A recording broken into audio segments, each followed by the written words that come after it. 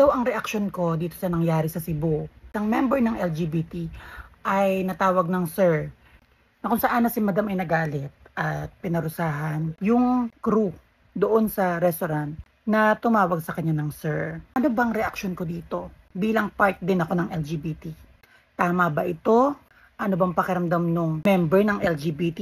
Ano bang naging pakiramdam nung taong na ganon? Bilang ito sa restaurant nangyari, kundi iba't ibang establishment. Way back 20s, sa experience ko pag-girl na kasi ako noong time na yan, kapag nagpupunta ako ng mall, kapag nagpupunta ako sa mga lugar na maraming tao, once na natawag ako ng sir, ang pinaka-reaction ko is nagagalit talaga ako.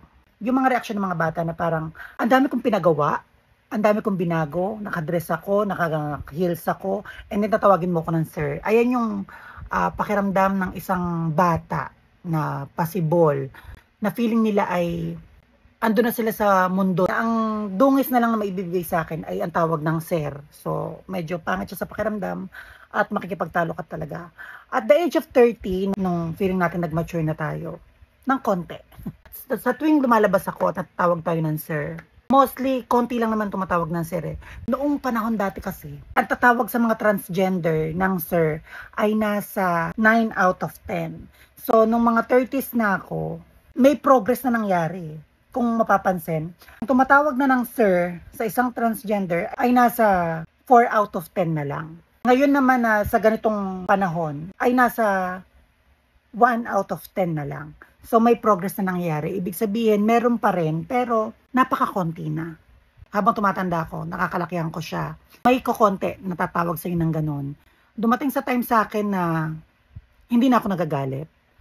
So at the age of mga 28, kunyari, may nakausap ako sa isang mall. Please, meron kami doon size 9. And then pag sinabi sa akin, ay sir, wala po eh. Ang ginagawa ko dyan ay sasabihin ko sa kanya na since babae yung kausap ko, tatawagin ko rin siyang sir. Vice versa, kapag lalaki naman ang kausap ko at tinawag akong sir, tatawagin ko naman siyang miss. Pero walang pain. Ibinabalik ko lang yung pakiramdam na ano ba yung pakiramdam na mararamdaman nila na feeling mo sa sarili mo na mali ang pagkakatawag sa'yo. So, ibinabalik ko lang din yon. Pero wala nang, kunyari, iskandalo. Kasi feeling ko nag-mature na ako eh. Sa ngayong panahon, once may tumawag sa akin, sir, ano na siya, lipas na lang. Kasi feeling ko napaka-mature ko na. So, wala na siyang impact. Para sa akin kasi, meron din kasi akong eksena na paninindigan ko na, kunyari, bumula ako sa isang tandahan at may nakita ko isang kapatid nating trans man, or sa iba, ang term ay tomboy, natatawag ko talaga na automatic ng miss or ate. Ate, pa-load nga. Ate, pabili. So, napapaan na lang, ay, sorry. So, may natural tawag ka na mabibig ka sa isang tao kasi hindi mo siya nakasanayan. Naiintindihan ko siya sa panahon ngayon. Kung tatanungin ako, mali ba ang ginawa nitong natawag siyang sir, nitong part ng LGBT na hindi ko alam kung transgender, Para sa akin, pagkakamali lang ng taong ito ay hindi niya naintindihan na nahihirapan rin mag-adjust yung ibang tao sa kagaya namin. Pinatayo siya ng 2 hours, sabi. Tama ba yon? Hindi tama yon. Kasi bakit hindi mo ipaunawa sa kanya na hindi niya naiintindihan na nasasaktan siya kapag tinatawag siyang ganon. Depende kung ano pa ang itsura niya kahit mukha pa siyang lalaki. Diba? Naiintindihan naman ng tao yan eh. Yung mga taong mga crew, yung lalo na sa mga mall, hindi nila alam kung paano mag-a-adjust eh. May natural thought din sila na kapag ito yung nakita nila, mapapamam sila, mapapasaya. Hindi na yan yung mag-a-adjust pa na kung ano makita nila pag pumasok sa ganitong mall, since part ka ng LGBT, mag-iisip pa yan kung ano itatawag sa'yo. Diba? Ano yun? Pagpasok mo ng ganito, ay, ano ba to? Mukhang ganito na siya, mukhang ganito. Naka-heel siya, ma'am. Hindi siya dumarating sa ganung senaryo. Dahil nag-on the spot yan. So, kung ano yung natawag sa'yo, yun yung natural na feeling niya na bilang paggalang. Yun yung kaya niyang maibato ng mabilisan. Yun ang kaya niyang maitawag sa'yo ng mabilisan. Kasi may respeto yung taong yun. Tinawag siya ng ma'am or sir. Pero base sa ibang mga senaryo ng part ng LGBT, mas gugustuhin pa nila, wag na lang tumawag ng ma'am or sir. Mas okay na kunyari, ay pasok po kayo. Ganon. May order po kayo. At pumapasok na dun yung po. May paggalang na yun. Nawawala na yung ma'am or sir since naguguluhan sila kung ano yung dapat nilang itawag. Paulitin ko, Sila ang nag-a-adjust. Yung mga straight people ang nag-a-adjust sa atin. Huwag natin biglain. Maganda na ang progreso eh. Maganda ang pinaglalaban sa mga part ng mga LGBT. Pero sa ganitong eksena, hindi siya okay. Hindi siya maganda na parurusahan mo yung isang tao dahil sa feeling mong mali ang pagkakatawag sa'yo. Hayaan mong mag-adjust ang mga taong nasa paligid mo. Lalong-lalo na yung mga taong hindi ka kilala. Kasi may senaryo rin na experience ko ha. Bumila ako sa isang tindahan, may nakita akong isang trans man. So sabi ko sa kanya, noong time na yun, alert yung utak ko, lively. So natawag ko siyang, kuya, ano po itong ganito ganyan? Sabi niya sa akin, ay, ano po ako, lesbian po ako. So, sa pagkakasabi niya sa akin yun, ayaw niyang tawagin siya ng sir. So, baka gusto niya ay ate or miss. Kami ng part ng LGBT. Hindi magkakaparehas ang gustong itawag sa kanila. Sa part ng mga straight, hindi na para mag-adjust sila. Kung tatanungin ka, ano pong gusto niyong itawag ko sa inyo? 'Di ba? Sa mga agent, sa mga customer service, pag nalaman na transgender ka kasi yung iba boses, babae na. Minsan tinatanong ako, sasabihin ko yung real name ko. Sasabihin sa akin, ay kayo po ito, sabi ko, transgender ako. So tinatanong ako doon kung ano pong prefer niyong itawag ko sa inyo, ma'am or sir. So nagtatanong sila. Sa real life, hindi, parang hindi common na pagpasok mo sa isang restaurant, tatanungin ka kung, pasok po kayo, ano pong gusto niyo itawag ko sa inyo, ma'am or sir?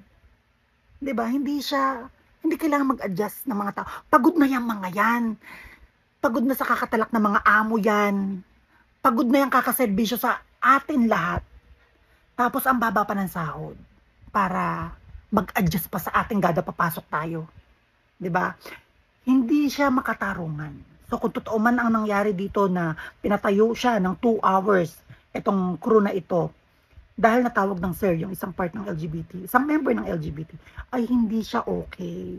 Kunyari bad mood ka nang pumasok ka ng time na yan, at gusto mo lang kumain at natawag ka ng sir, or may kasama ka na feeling mo inabastos ka, bakit hindi mo paliwanagan yung isang tao na pwede naman sana na sa'yo manggagaling para sa susunod ay hindi na mangyari sa iba, para may matutunan, para may ma-adapt, may ma-appreciate. Kung sakaling matuto siya sa'yo, edi maganda, pero kung ayaw niya, dahil ng paninindigan niya, hayaan niyo siya. 'Di ba? Hayaan natin yung mga taong nakapaligid sa atin na kung ano yung tingin sa atin. Yung kilos kasi natin ang magsisilbing way para in the future, kung ano yung maitawag sa atin, ay maging natural na tawagin tayong ganun. Kunyari ngayon, pag lumalabas ako, natatawag ako ng sir. Pero mostly mama, kahit short hair tayo. Depende yan sa pananamit eh. Depende yan sa galaw. Depende yan kung paano makikipag-usap.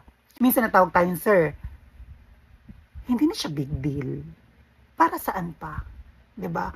Lalong-lalo na sa mga matatanda na halos kaidaran ko din na yung maturity sa diskriminasyon. Hindi naman natin siya tinatanggap, pero nagkakaroon tayo ng maturity na hayaan natin ang panahon mag-accept na natural na tawagin tayong ganun kasi yun yung natural na nararamdaman nila. Hindi pa yan sa ngayon sa lahat, pero progreso, halos karamihan nag-adjust na ng natural. Hindi pwedeng sa 10 gumagawa o tumatawag sa'yo ng ganito na may isang nagkaiba, parurusahan mo siya. Hindi yun makatarungan. At isa pa, ang pagtawag ng ma'am or sir sa isang tao, napapalabas siya natural. Depende kung ano ang itsura mo ng araw na yun. Depende kung ano ang aura mo para mapalabas yung salitang ma'am or sir. Ma'am sa mga transgender woman at sir para sa mga trans man. Hindi kailangan ng adjustment dyan. Base sa pananaw nila as LGBT, yung minsan nakasanayan na kasi laging ginagawa. May mga beginner dyan na minsan lang sila makaka-experience ng mga kagaya nating part ng LGBT na mag-a-adjust.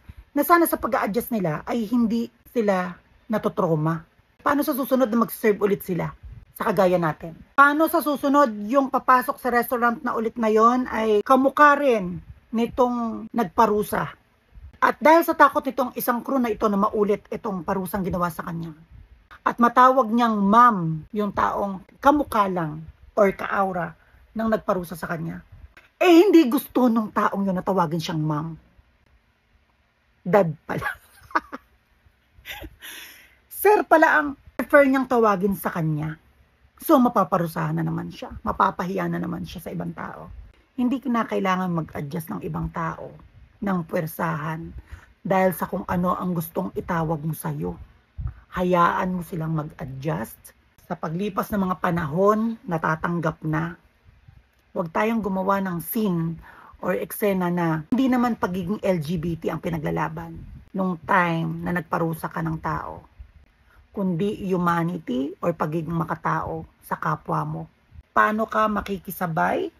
Paano ka makikisalamuha sa taong alam mong mas mataas ka at mas mababa sa'yo? Hindi lumutang ang pagiging LGBT mo kung ano ang pinaglaban mo ng time na yon. Lumutang lang kung anong uri ka ng tao, depende sa paano mo pinakikisamahan yung mga taong hindi mo kilala at makakasalamuhan mo lang sa labas ng bahay mo. Bilang part ng LGBT, lagi tayong gutom pagdating sa salitang respeto. Yung salitang respect, lagi natin yan sinasabi. Lagi natin yan binabanggit. Kasi gutom na gutom tayo sa salitang respeto. Pero sana, kapag naghahangad tayo ng respeto, kahit papaano, marunong rin tayo magbigay nito. Hindi lang magkaroon ang mga tao ng respeto sa atin.